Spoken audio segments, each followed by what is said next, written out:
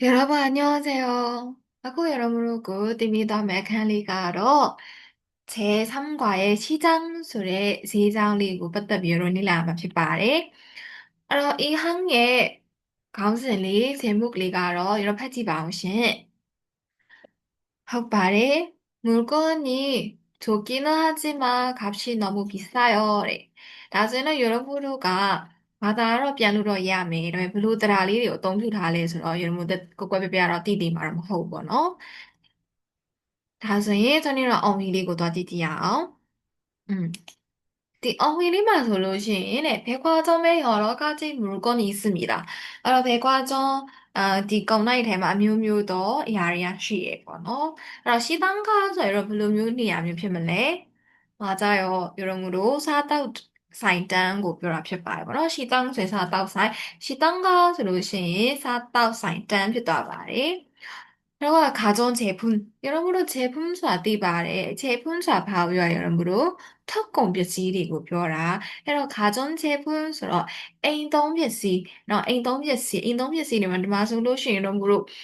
ဒီ workshop ဆိုတာက ဘာနဲ့လုပ်ရ 여러분으로? လျှပ်စစ်နဲ့လုပ်ရတယ် နော်. ဒါကြောင့်မို့ 가수인 집도 ဖတ်ထားလို့ရပြီးတော့ 전 ဆိုလို့ရှိရင် 전기 ဆိုရင် လျှပ်စစ်နဲ့လုပ်တဲ့အရာတွေပေါ့ နော်. ဒါကြောင့်မို့ 선이로가အိမ်သုံးကုန်ပစ္စည်းလို့လည်းပြောလို့ရတယ် လျှပ်စစ်ကုန်ထုတ်ပစ္စည်းလို့လည်းပြောလို့ရပါတယ်ရှင်. ဒီမှာဆိုလို့ရှိရင် 또နှစ်ခုပေးထားတာနော်. တစ်ဆက်တည်းမဟုတ်ဘူး. ဒီဘက်တစ်ချမ်းပေးထားတာ. ဒီမှာကျတော့ 안통복.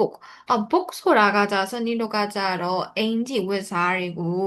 ရည်ညွှန်းတဲ့အခါမျိုးမှာ 누가 သုံးတယ်ပေါ့နော်. 누가 아통ဆိုတာက 아이, ကလေးနဲ့အတူတူပါပဲနော်. ဒီမှာ 아통복 ဆိုရင် ကလေးအဝတ်အစားတွေကို ပြောတာဖြစ်ပါတယ်. 스포츠. ဒီမှာဆိုရင် 스포츠ဆိုတာ 스포츠ကို ပြောတာပေါ့နော်. အဲ့တော့ 스포츠 용품, နော် 용품ဆိုတာ 여러분သိပါတယ်. 제품ဆို ထုတ်ကုန်ပစ္စည်းကနေပါဆိုတာ ဆက်သွယ်နေရပေါ့နော်. အဲ့တော့ ဒီမှာဆိုလို့ရှိရင် 스포츠 용품မှာဆိုလို့ရှိရင် 여러분အားကစားနဲ့လုပ်တဲ့ပစ္စည်းတွေ ဝတ်စားတွေကို ရရှိနိုင်မယ်. အဲ့တော့နောက်ထပ် လေးထပ်မြောက်ကိုသွားမယ်ဆိုလို့ရှိရင် 남성복. 복ဆိုတာ 선생님ပြောပြီးသားနော်. 애니ဝတ်စားပြောရဲ. 남ဆိုတာက ဘယ်ကလာမလဲ? 남자로来나와요. ဒါကြောင့်မို့လို့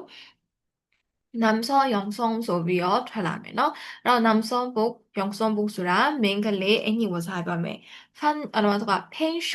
펜션 잡화. အဲ့တော့ 펜션 잡화ဆိုတာက fashion အသုံးဆောင်ပစ္စည်းတွေပေါ့နော်. ဒီ accessory လေးတွေကို ပြောတာဖြစ်ပါတယ်. အဲ့တော့ 식품ဆိုတာ 식사하라 ဆိုတာ စားစားသည်. အဲ့တော့ စားသောက်ကုန် 품ဆိုတာက ခုနကတင်လိုက်တဲ့ 제품 ဆိုတဲ့ကုန်ထုတ်ပစ္စည်း, စားသောက်ကုန် ကုန်ထုတ်ပစ္စည်းတွေအကြောင်းကို 여러분들가 လေ့လာရမှာပဲဖြစ်ပါတယ်နော်. ဒါဆိုလို့ရှိရင် 여러분들가 백화점မှာဆိုလို့ရှိရင် ပြောလိုက်ပြီဆိုတာနဲ့ ဒါတွေက အများသောအားဖြင့် 여러분들 တွေ့ရမယ့်နေရာမျိုးပဲဖြစ်တယ်. အဲ့တော့ဒီဟာလေးတွေတော့ကြက်ထားဖို့လိုအပ်တယ်ပေါ့နော်. ဘာဖြစ်လို့လဲဆိုတော့ 02 ရောက်လို့ရှိရင်တဲ့ 사고 싶은 물건이 있습니다. 또ဝယ်ယူခြင်းတဲ့ပစ္စည်းရှိရဲ့တဲ့. 어디로 가야 합니까? ဘယ်နေရာကို သွားမှာလဲ? 가방. အဲ့တော့ 가방 ဆိုရင် personal aid ဆိုရင်သေချာတယ်. သူကဒီလိုမျိုး fashion တွေရောင်းတဲ့အတန်းကို သွားရမယ်. ဒါကြောင့်မို့လို့ fashion 대과 ဆိုတဲ့နေရာကို သွားရမယ်. ဒါကြောင့်မို့လို့ 운동복, 아까 사고에서 별로 좋아하면 내장고 이것다 케이크로 지만 섞여 솔루션 배단이 좋아하면서 여러모로 디디지 차리 라이면 타보러 로에 바리신 다리리고 여러모로 디 차리 비도하비 리라 비도하비 솔루션 선이로 보물 섬유리고 따지라야. 네. 여러모로고 디르가 됩니다에 부문 섬유 일가자로 기능하지만 소외피바래 여러분이 하지만 소외트라리고 띠부자라면 띠부 더 지만 소라가 빼매로 대배야래 보노 다자물로래 여러분으로고 또한 신비하바래 만어 신비하라에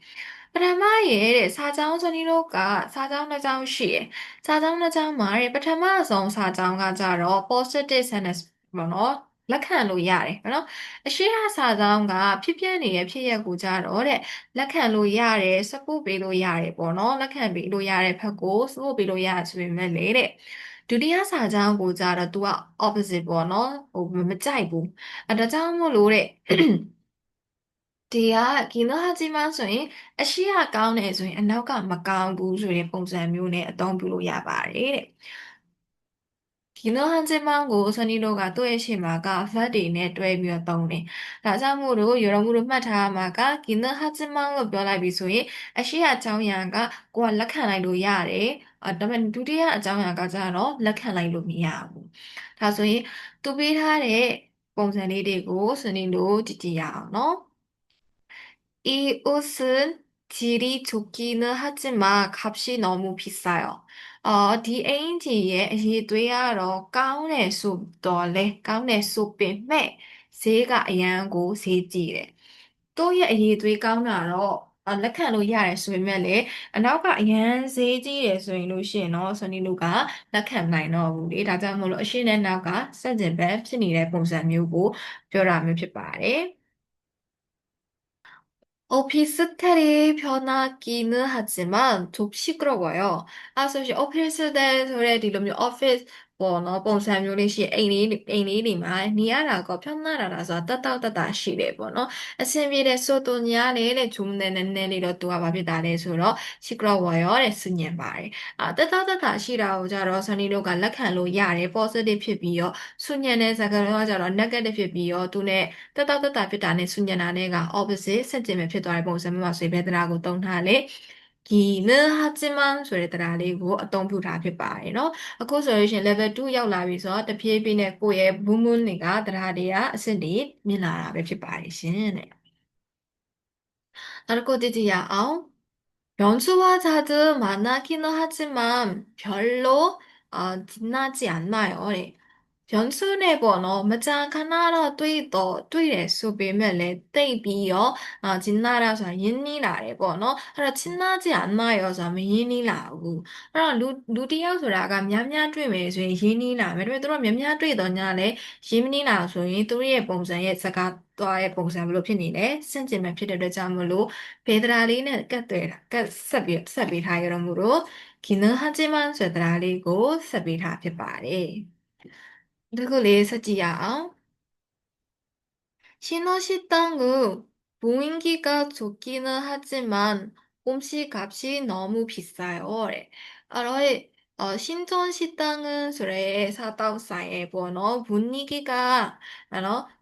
디 사다우디가 번호 까면 분위기 돌아가자로 방문진이 다가 까운에서도 냐네 꼼시값이 너무 비싸요. 알아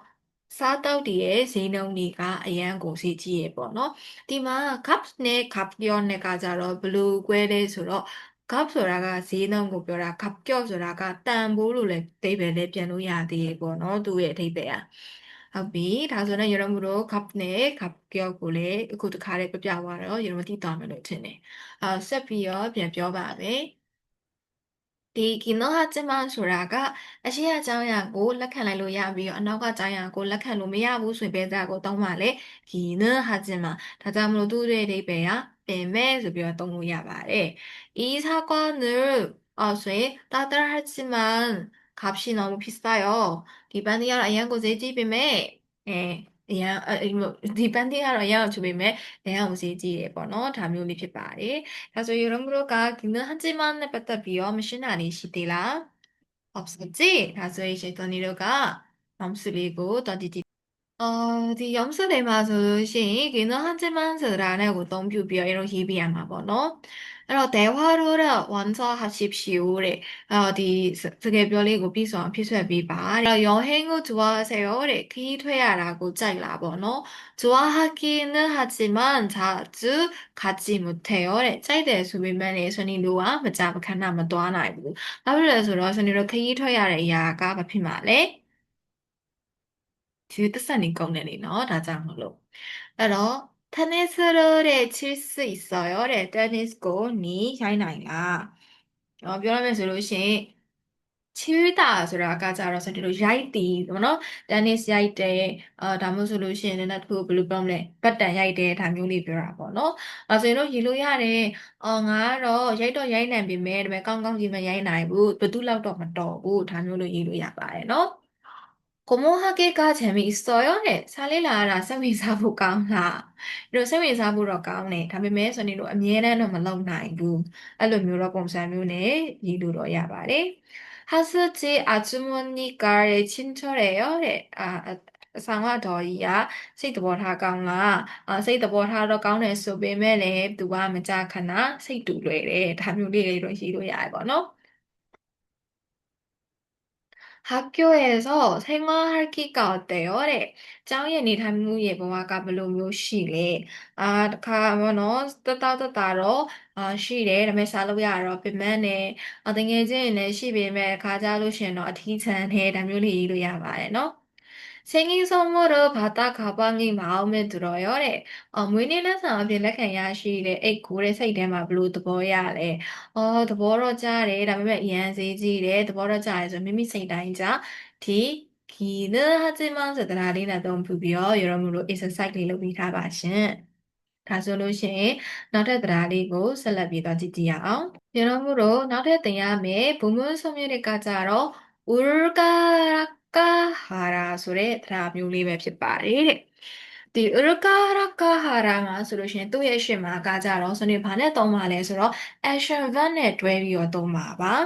action verb နဲ့တွဲသုံးပြီးတော့တဲ့သူ့ရဲ့ရှေ့မှာအသက်ပါတယ်ဆိုရင်ဥရကကိုသုံးပြီးအသက်ပါဆိုလို့ရှိရင်ရာကဆိုပြီးတော့အသုံးပြုသွားမှာဖြစ်ပါတယ်တဲ့အဲ့တော့လေဒီအခြေအနေကဘယ်သူပြောမယ်လဲဆိုလို့ရှိရင်ဒီမှာပြောပါတယ် speaker ဆိုတာကပြောသူရဲ့သူ့ရဲ့ရည်ရွယ်ချက်အစီအစဉ်ပေါ့နော်အဲ့ဒီရဲ့ရည်ရွယ်ချက်အစီအစဉ်တွေဆိုတာကဘယ်လိုမျိုးပဲရှိသေးလဲဆိုတော့ तू ကစဉ်းစားနေတော့မှရှိသေးတယ်ဘာလို့စဉ်းစားနေတော့ plan ကိုမှစွဲနေတော့မသေးချသေးဘူးမရေရာသေးဘူးဆိုပြီးအချိန်လေးပဲရှိသေးရဲ့ငါကတော့ဒါကိုလုပ်ဖို့စဉ်းစားထားတယ်ငါကတော့ကိုရီးယားကိုတွားမလို့စဉ်းစားထားတယ်ကိုရီးယားကိုတွားမလို့ကိုရီးယားစာကိုလေ့လာတယ်အဲ့တော့ဒီလိုမျိုးဥရကရကဟာရနဲ့သုံးထားရဆိုတေးချတယ်သူပြောတဲ့ရည်ရွယ်ချက်ကကြတော့မသေးချသေးဘူးရောတော့မလို့နော်မသေးချသေးဘူးအဲ့ဆိုရင်တော့မေးမှာပေါ့နော်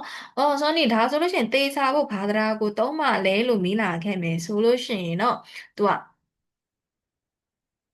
ဥရောကိုဟာရာဥရောကိုဟာရာရောကိုဟာရာဆိုတာကဖို့လုပ်တယ်ပေါ့နော်အဲ့တော့သူဝင်ပြောလိုက်တယ်ဆိုလို့ရှိရင်သေချာတယ်သူကအဲ့ဒီအရာတစ်ခုကိုပို့ပြီးတော့သေချာတဲ့ခါမျိုးမှာသုံးပါတယ်နော်အဲဆိုရင်ရှင်းရှုပ်ပါတယ်အဲ့ဒါတွေရောခဏနေမိတ်လိုက်အောင်အဲဆိုရင်ဒီဥရကဟာရာကိုပဲကျွန်တော်တို့ဆက်ပြောပါမယ်ဥရကဟာရာဆိုတဲ့တစ်ချက်ကိုပြန်ပြောရမယ်ဆိုလို့ရှိရင်သူ့ရဲ့ရှင်းမှာ action verb နဲ့သုံးမယ်အသက်ပါတယ်ဆိုလို့ရှိရင်ဥရကကိုသုံးပြီးအသက်မပါဘူးဆိုရင်ဒါကာဟာရာနဲ့သုံးပါတယ်တဲ့သူအဓိပ္ပာယ်ကပြောသူ့ရဲ့ရည်ရွယ်ချက်တွေသူ့ရဲ့အစဉ်အစဉ်တွေကဘာဖြစ်နေတော့လဲဆိုတော့စဉ်းစားနေရတော့မသေးချာနေဘူးမရေရာနေဘူးဖြစ်တဲ့ခါမျိုးပါဆိုရင်သုံးပါတယ်တဲ့တကယ်လို့ဆိုနီတို့ကလာတက်တန်နဲ့စောင်းနေပေါ့နော်ဒီလိုမျိုးမန္တရတာပြုတ်လောက်ဒီဆိုလို့ရှိရင်မန္တရနော်မန္တရကဟာရပြုတ်လို့မလို့ဒါမျိုးသုံးလို့ရပါတယ်နော်အဲဆိုလို့ရှိရင်ဆိုနီတို့ကစာကြောင်းလေးတွေဖတ်ပြီးတော့သူ့ရဲ့အဓိပ္ပာယ်လေးတွေကိုပေါ်လင်းစွာဆိုနီတို့လေ့လာလို့ရပါတယ်တဲ့ 방학에 부모님을 모시고 여행을 갈까 해요. 그래서 방학에 장비에 자로시 부모님을 미파리고 모시고 수라가 거상이어래 여행을 갈까 해요래. 그리고 또 하면 라루. ဒါဆိုလို့ရှိရင် तू 100% တိတိတေးချသွားရတော့မဟုတ်ဘူး तू plan လုပ်နေတော့မရှိသေးရဲ့ FCD ဆွဲနေတော့ရှိတယ်ဒါကြောင့်မို့လို့သူ့ရဲ့ဖြစ်နိုင်ခြေရှိတာက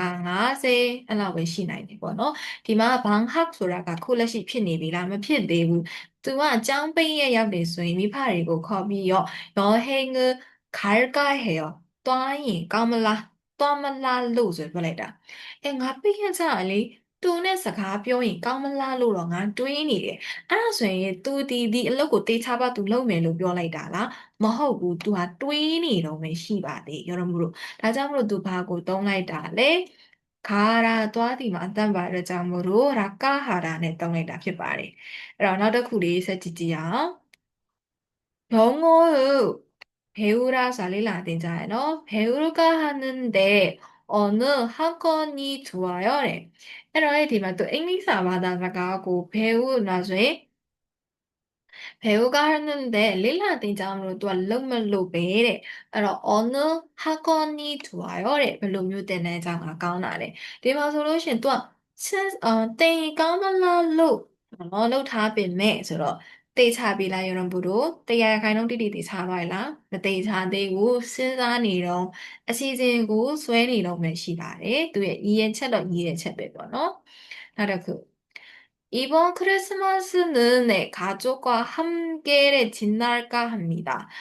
지낼까 합니다. 이번 크리스마스는 네, 내가 크리스마스 말로 가족자미라서는 함께 소라가자로 아뚜뚜로 묘하거나 아뚜루를 지내라서 편내네.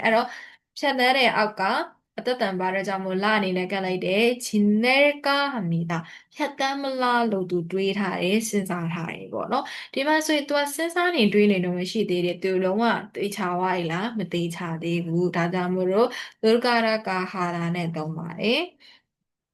နောက်တစ်ခု 다모 방학기에는 하스집으로 인사를 아마소에 할까 합니다. 다음 한기 돌아가자로 선이로 세메스터의 구시에거나 나온 세메스터에 사대니까 라야루시 하스집으로 돌아가 디 에피상고베 인사하라 돌아가 선이로 ပြောင်းရွှေ့တယ်ပေါ့နော်여러분အလုပ်တွေ ပြောင်းရွှေ့တာနဲ့ အိမ်ပြောင်းရွှေ့တာက ကြတော့နည်းနည်းလေးမတူဘူးเนาะဒီမှာက 합수집ဆိုတာက အိမ်ကို ပြောင်းရွှေ့လိုက်တာ အိမ်ကို ပြောင်းရွှေ့တဲ့ကြောင့်မို့ဇနီးတို့က ဒီမှာ 인사를 하다가 ပြောင်းရွှေ့ခြင်းကိုလုပ်တယ် verb အနေနဲ့သုံးမယ်ဆိုရင် 인사하다 ပြောင်းရွှေ့တယ် တကယ်လို့ဇနီးတို့က comedyကိုပေါ့နော် 회사 comedy တွေကို ဇနီးတို့က ပြောင်းရွှေ့တယ်ဆိုလို့ရှိရင်တော့ 디 인사하다는မသုံးဘဲနဲ့ 이직하라는 또 말이야. 이직하라 소라가 ပြောင်းရွှေ့လေ ဒါပေမဲ့ comedy တွေကို ပြောင်းရွှေ့တဲ့အခါမျိုးမှာ သုံးတယ်လို့ 여러분 မှတ်ပေးထားပါမယ် ဒီမှာဆိုလို့ရှိရင်လည်း သူက နောက်တဲ့စာသင်တဲ့ကာလကြလို့ရှိရင် 디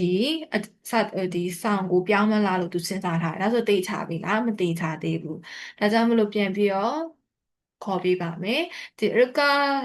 하라 소라가 여러분 ဘယ်လိုနေရာမှာသုံးပါလဲ ဟုတ်တယ် ပြောသူတယောက်ရဲ့ အစဉ်အစဉ် ရွယ်ချက်တွေကို ပြောတာ အဲ့ဒီရွယ်ချက်တွေက 100% သေချာသွားပြီလား မသေချာသေးဘူး ဘာကြောင့်မသေချာသေးတာလဲ သူဟာ plan ဆွဲနေတော့ စီစဉ်ထားတော့မှရှိသေးတယ် ဒါဆိုပြတဲ့ကို သုံးပါတယ် 을까라까 하라고 သုံးမယ် သူ့အရှိမ ဘယ်သူတွေကို တွဲသုံးပါလဲ action verb တွေနဲ့ တွဲသုံးမယ်နော် လှသည်လို့ အေးသည်လို့ မနေ့ပြန်ရသည်လို့ အေးမလားလို့ စဉ်းစားထားတယ်လို့ သွားသုံးလို့ရလား သုံးလို့မရဘူး ဒါကြောင့်မို့လို့ 여러분 을까라까 하라 ဆိုတဲ့단어에ပတ်သက်ပြီးတော့မရှင်းတာလေးရှိသေးလား ရှိတော့ဘူးဆိုရင်ဇနီးတို့ 본문 염수리고 더ကြည့်လိုက်ရအောင် 본문 염수리만 ပုံလေးတွေနဲ့ပေးထားတယ် ဒါကြောင့်မို့လို့ 그림을 보고 대답하십시오. ပုံလေးတွေကြည့်ပြီး 여러분တို့ ပြန်ဖြေပေးပါတဲ့ သူက ဒီမှာဆိုလို့ရှိရင် ရုပ်ရှင်ကြည့်နေတယ်ပေါ့ 누가 ပြောလိုက်တယ် 주말에 뭐 할 거예요? 빼자인 니 발음 말에 친구와 같이 영화를 볼까 합니다. 당연히 역시 찜멜로 신사하요. 찜멜로 봐. 나중에 손님 뭘 찾으세요? 어때? 방구 샤니아래. 두바로 TV 웨멜라도 뭐 담요 돌려야래. 방학기 뭐 할 계획이에요? 빼자로시 발로 뭐 시즌 발로 메로 시즌 타래 뭐. ဒီမှာဆိုနံပါတ်2မှာဆို ကောင်မလေးက ဘာတက်နေရလဲ 유리하라ဆိုတာ ချက်ပြုတ်တယ်လေ ဒါကြောင့် ခုနကသင်တန်းကကြတော့ 한꺼번에 သုံးလို့ရတယ် 유리 학교에 가서 유리를 선생님 펴고미 이런 신사하면 예지로 야봐요. 부산까지 어떻게 가실 거예요? 아스로신 부산 안티버너 블루뮤 다마레. 부산이 블루뮤 다마레 마소신 예타빈 마소신 선생님 코리아 그때는 마소신 안녕서 예타죠. 선생님 KDH는 때문에 버너 KDH 가자로 디 선생님 디 예타 마데 또 보면은 예타노. 나도 나도 가자로 부모님께 무슨 선물을 드릴 거예요. 미파시고, 발레사물 빼마네, 저도 마서 진생. 진생 하자로 띠에 둘레 시에면 띠에 둘레 시에 장으로 진생 오히비 밤에 재미자로 인상로 줘봐요. 인상소 진생, 진생 고 빼멜로 신사하래, 담으시로 야라신.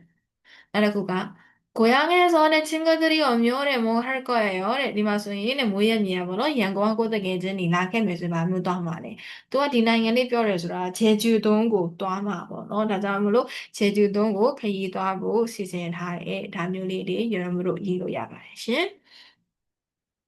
အဲ့တော့အခန်းတစ်က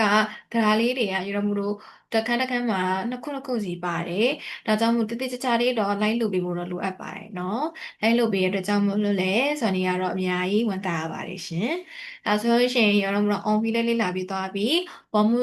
ဘူဘရိုဆောင်မျိုးဘောမှုရောင်စုလေးတွေကြည့်ပြီးသွားပြီဆိုလို့ရှိရင်ဇော်နီတို့대화လေးကိုတော့ကြည့်ကြည့်ရအောင်။ဟုတ်ပြီ여러분အဲ့တော့ဒီ대화မှာဆိုရင်သူတို့ကဒီဘက်မှာဆိုရင်အာဘယ်ဟာပြောထားလဲ시장 내 백화점ဆိုရင်တစ်ခုကိုပြောထားတယ်ပေါ့နော်အဲ့တော့두 사람은 무슨 이야기를 합니까?အဲ့တော့ဒီလူနှစ်ယောက်ကဘယ်အကြောင်းတွေပြောလို့နေဘယ်အကြောင်းတွေပြောကြရလဲတဲ့시장과의 백화점은 무엇이တဲ့다릅니까?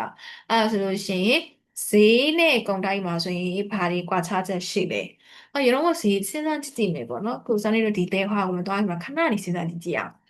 ဈေးနဲ့ပဲဒီကုန်တိုက်မှာဆိုရင်ဘယ်လိုမျိုးຢာတွေကကွာခြားချက်ရှိမလို့ထင်တော့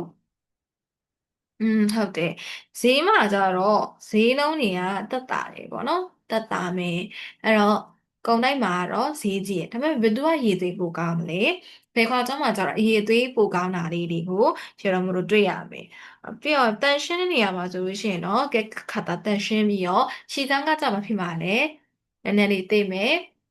ဘယ်ခွာကျောင်းမှာဆိုလို့ရှိရင်ကြီးမယ်ဒါမျိုးလေးရတော်မလို့စဉ်းစားလို့ရတယ်ပေါ့နော်ကဲဟုတ်ပြီဒါဆိုလို့ရှိရင်ဒီဘက်ကအပြာရောင်လေးကိုရောမလို့ကြည့်ကြည့်ရအောင်နော်ဟဲဆောင်အဲ့တော့ဟင်းဆောင်ဆိုတာကကြတော့အခမ်းအနားတွေကိုပြောတာပေါ့နော်အခမ်းအနားကိုပြောတာ저장 전장ဆိုတာ soup ဆိုတာဝတ်စုံအပြည့်ကိုပြောတယ်고르다ဆိုတာကကြတော့ဆိုရင်တို့ရွေးချယ်သည်ပေါ့နော်အများကြီးရှိတဲ့ထဲမှာတစ်ခုခုကိုရွေးချယ်လိုက်သည်လို့ပြောချင်တာဖြစ်ပါတယ်ဒါဆိုလို့ရှိရင်ရောမျိုးကိုမာရီယာနဲ့မီဆွန်းတို့ပြောတဲ့အတန်းထွက်လေးတွေကိုစနေတို့တေးသေးချားလေးနားထောင်ကြည့်ရအောင်နားထောင်ကြည့်ပြီးသွားရင်စနေဘာသာပြန်ပေးမယ်နော်제3과 시장.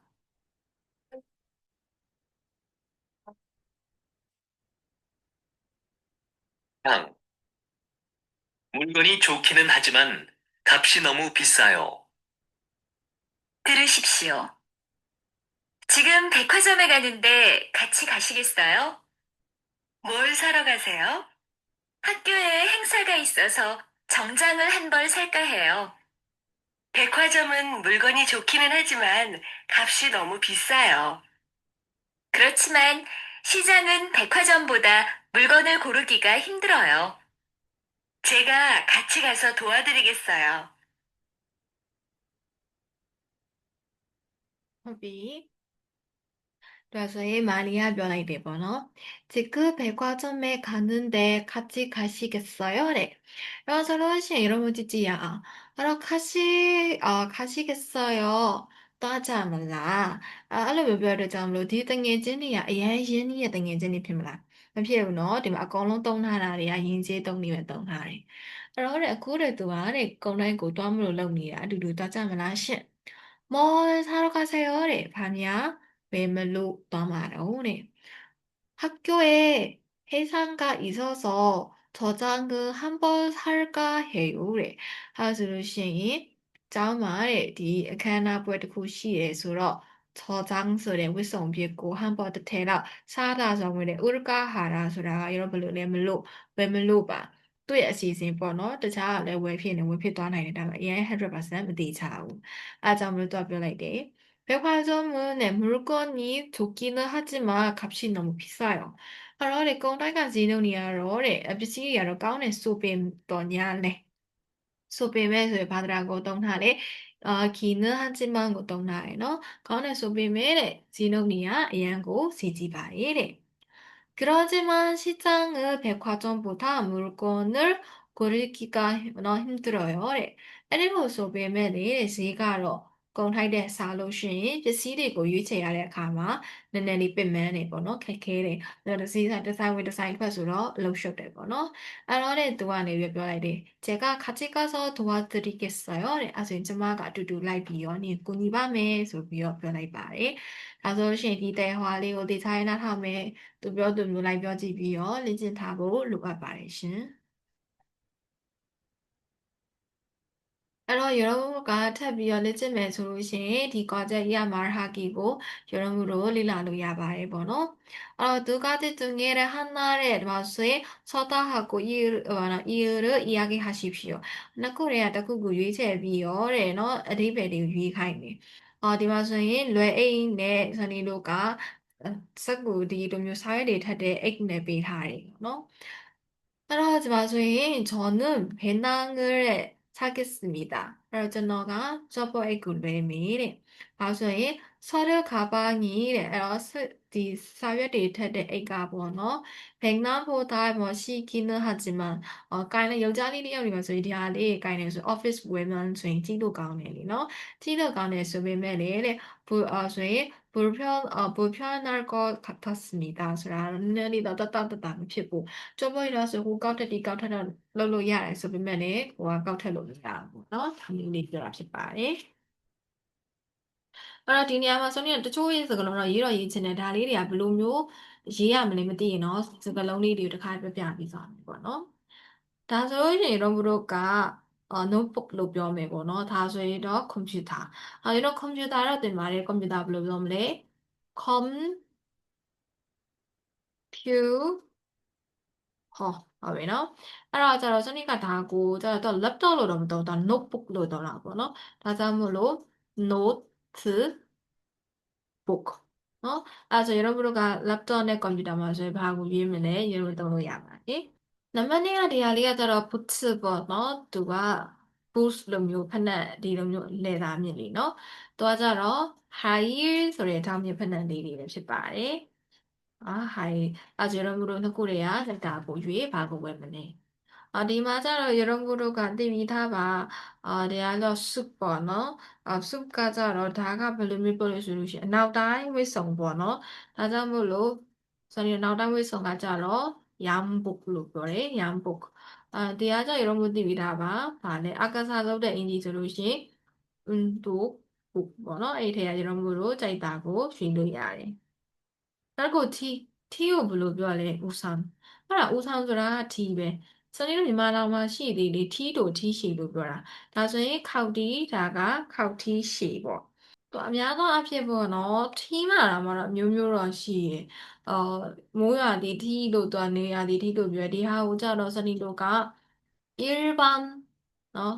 일반 우산အဲ့တော့သူက T ရှည်လို့မှတ်ထားလို့ရပြီးတော့ဒီကကြတော့ 접이식 우산 ဆိုပြီးမှတ်ထားလို့ရတယ်เนาะသူကတော့ခောက်ထီးဆိုပြီးတော့여러분တို့မှတ်ထားလိုက်လို့ရပါတယ်ဒီနောက်ခုမှာဆိုလို့ရှိရင်ဒါတော့여러분တို့မရေးပြတော့လည်းသိပါတယ်เนาะပန်းတီးနဲ့လိန်မော်တီးအဲ့ဒါလေးဒီမှာဘာကြောင့်မို့လို့ရွှေရရလဲဆိုပြီးတော့အကြောင်းပြချက်တွေနဲ့ရွေးလို့ရပါတယ်เนาะနောက်တစ်ခုကလည်း백화점에 물건을 사려고 합니다. 네.ဒီမှာဆိုလို့ရှိရင်လည်း 쇼핑 계획을 세우고 이야기해 봅시다 လို့ပြောထားပါတယ်။အကြောင်းပြချက်တွေကအများကြီးတော့ပေးထားပါတော့။၃ခုပေးထား။အဲ့ထဲတော့မို့လို့စိတ်ကြိုက်တစ်ခုလောက်ရွေးချယ်လို့ရှိရင်ရပါပြီ။보기လေးမှာကြည့်ကြည့်ရအောင်။ 지난주에 한국으로 유학을 왔습니다. 비케레 아빠동과 코리아고 비냐도 빛나게 바래. 아파트를 빌려서 혼자 삽니다. 너 디마서 또예 니한고 변비어 누구 LBC리고 누구라 떠오르미. 다자도 변하래. 먼저 가전제품 매장으로 가겠습니다. 그럼 매장 소라가 또 와서 또 고벼하는 양산. အရင်ဆုံးသူအိမ်သုံးကုန်နော်လျှက်စစ်ထုတ်ကုန်ပစ္စည်းတွေရောင်းတဲ့ဆိုင်ကိုသွားပါမယ်တဲ့텔레비전도 사야 하고 냉장고도 사야 합니다. TV는 왜야 매 피비로래 얘기들아래 또 왜야 밤이래 그리고 레시크 매장에도 가겠습니다.